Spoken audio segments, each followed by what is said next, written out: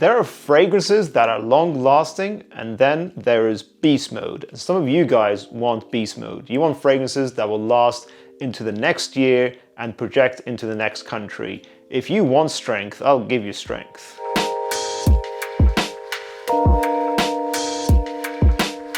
Before we get into the main list, guys, I want to give out a shout out to another brand that could feature on here because this fragrance is beast mode. Essentially, I roasted a guy on TikTok for applying way too many sprays of fragrance. What you just saw there, ignore it. And I found out later on that he's actually the CEO of one of the biggest brands in the UK called Musk. So of course I visited him, we did a video together, and he's very kind to give me this fragrance here, Musk Heaven on Earth, which is one of their most expensive fragrances, and I think it's actually out of stock right now because it's selling so well.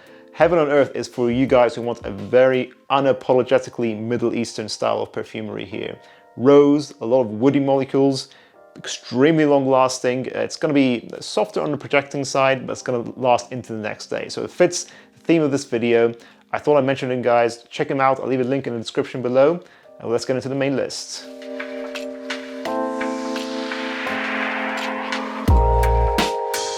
There are fresh fragrances with surprising longevity, but they're not going to compete with sweet fragrances.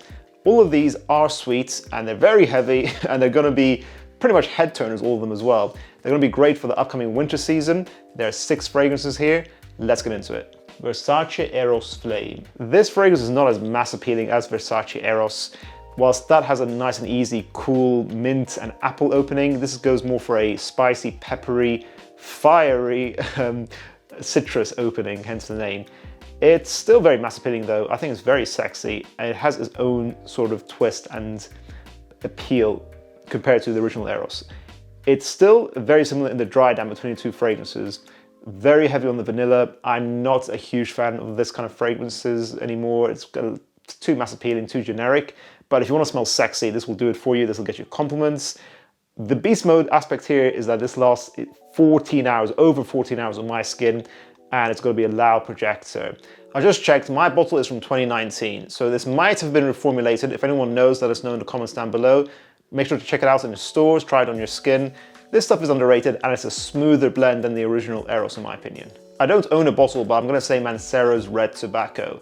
Now Mancera as a brand is very mass appealing as well, affordable niche that really grabs your attention, has a lot of character, usually quite synthetic. This fragrance is a beast. It is very much a tobacco fragrance, very ashy, kind of harsh, kind of obnoxious in a cool way in the opening, very much an attention grabber. Lasts 24 hours, beast mode, loud projector.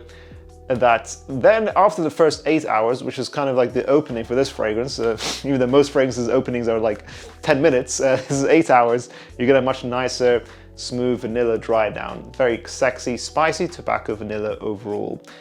I think it's a great fragrance for the price, but it's very tricky to wear. I always say Alexandria Hafez 1984 is the more affordable and easier to wear cousin of that fragrance. Nasomatto's Black Afghano.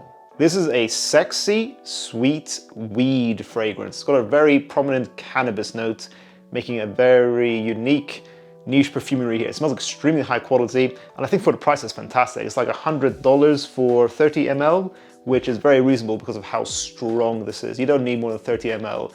You wouldn't know what to do with it. Like one spray of this will fill up a room and will last on your skin for 24 hours. This is very much sort of like it's Middle Eastern in its scent profile, I would say, but it's still very much well adapted for Western audiences. Big, loud, smoky, sweet, beast modes. Like this is winter time only, not even fall or autumn. Don't touch this outside of the coldest weather. And if you're gonna spray this on yourself, be prepared to commit, and it will get you compliments. Parfums de Marly's Carlisle. Parfums de Marly's Carlisle is one of the most praised in their brand, and for good reason. Layton is your safe, youthful beginner fragrance from the brand.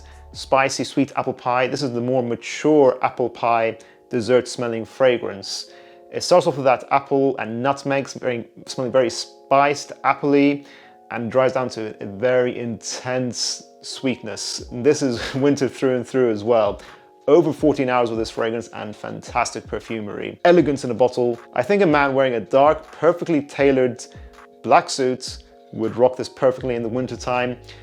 It's got the maturity, it's got the complexity, the quality. Again, a good projector, 3 feet maybe, and what you get is that rose, the sweetness of the tonka bean, the vanilla, just intense, goes through and through, but in a very beautiful way. It's not overly cloying like Pegasus from the brand, for example. I much prefer this fragrance, and I think it deserves all the hype it gets. Terence Hughes Tabac.